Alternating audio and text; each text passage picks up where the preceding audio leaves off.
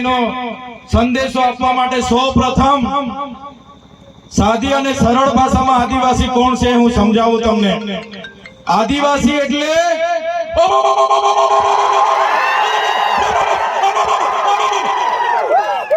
આદિવાસી છે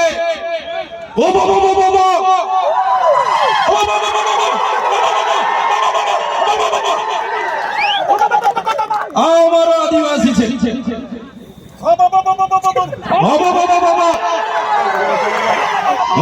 એટલે આપણા દેશમાં આપણું રાજ, આપણા ગામમાં આપણું રાજ।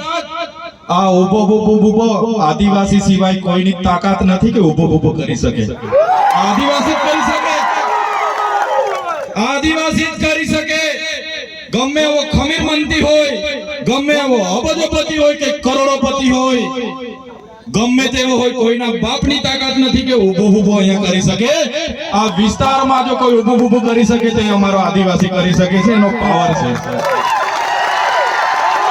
આપણા ગામમાં આપણું રાજ, આદિવાસી એનો માલિક છે, મૂળ માલિક છે। હું ચૈતર વસાવા નથી કહેતો, આદિવાસીઓનો ઇતિહાસ કહે છે, દેશની સુપ્રીમ કોર્ટ કહે છે, દેશનું બંધારણ કહે છે, યુનો કહે છે કે આ દુનિયામાં સૌથી પહેલા જો કોઈ આવ્યું હોય તો એ આદિવાસી છે।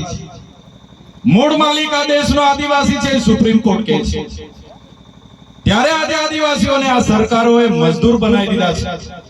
આજે દાદાઓએ કીધું અમારી પણ જમીનો છે, અમને પણ પાણી આપો, અમારા બાળકોને પણ શિક્ષણ આપો, અમારા યુવાનોને પણ રોજગાર આપો।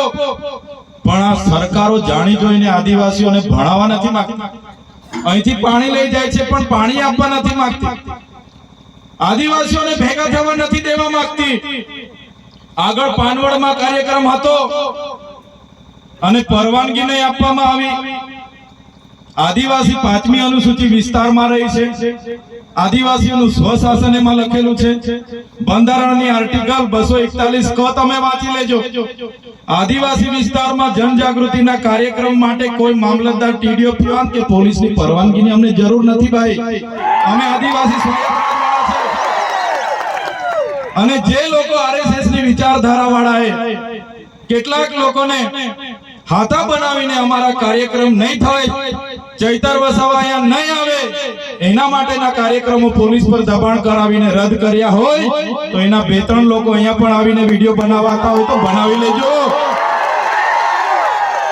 तुमको क्या लगता था नहीं लौटेंगे, तुमको क्या लगता था नहीं लौटेंगे, गलत। जब तक तोड़ेंगे नहीं तब तक छोड़ेंगे नहीं। हमको क्या आंडू पांडू गांडू समझ के रखा है क्या? ये आदिवासी है, आदिवासी, यहाँ आदिवासियों का राज चलेगा।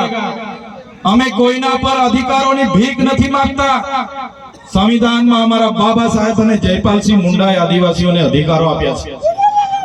आ शेड्यूल एरिया छे અને સંવિધાનમાં લખ્યું છે શેડ્યુલ એરિયામાં આદિવાસીઓનું સ્વશાસન, ગ્રામ સભાના પાવર છે, રૂઢિગત ગ્રામ સભાના પાવરો છે। ત્યારે આજે અમારા આદિવાસીઓને પાર્ટીઓના નામે લડાવવામાં આવે છે, ધર્મ સંપ્રદાયના નામે ભાગ પાડવામાં આવે છે, નવા જૂના નાના મોટા સંગઠનોના નામે વેચી દેવામાં આવ્યા છે।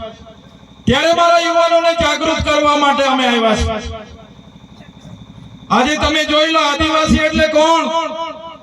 આદિવાસી એટલે આદિ અનાદિ કાળથી આ પૃથ્વી પર વસનારો આદિવાસી। આદિવાસીઓનો ઇતિહાસ તમે વાંચી લેજો। મોહનજોદડો હડપ્પાની સંસ્કૃતિનો ઇતિહાસ વાંચી લેજો। સિંધુ ખીણની સંસ્કૃતિનો ઇતિહાસ તમે વાંચી લેજો। 9 થી 10,000 વર્ષ પહેલાની એ સંસ્કૃતિ, સભ્યતા એ આપણા આદિવાસી પૂર્વજોની સંસ્કૃતિ હતી। તમે રામાયણ ઉઠાવીને વાંચો, સીતા રામાયણમાં સબરી બીલનો ઉલ્લેખ આવે છે, હનુમાનજીનો ઉલ્લેખ આવે છે, નિષાદ રાજાનો ઉલ્લેખ આવે છે। એ આપણા પૂર્વજો હતા, એ આપણા આદિવાસીઓ હતા। મહાભારત ઉઠાવીને વાંચી જોજો, એમાં જે એકલવ્યની વાત આવે છે, જેનો અંગૂઠો દ્રોણાચાર્ય દ્વારા કાપી લેવામાં આવે છે, એ એકલવ્ય આપણા પૂર્વજ હતા।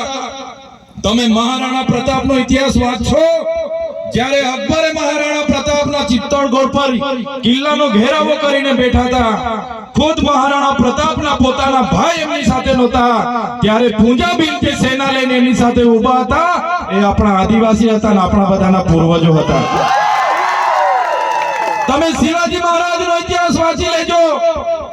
જ્યારે ત્યાં મુગલોના આક્રમણો થયા, શિવાજી મહારાજ સામે ધનુષધારી જે દુદાબિલની સેના હતી તે આપણા પૂર્વજોની સેના હતી. સાથીઓ, તમે માનગઢનું યુદ્ધનો ઇતિહાસ વાંચી લેજો. ગુરુ ગોવિંદસિંહની આગેવાનીમાં સ્વાયત્ત રાજની સમસભા મળી 1500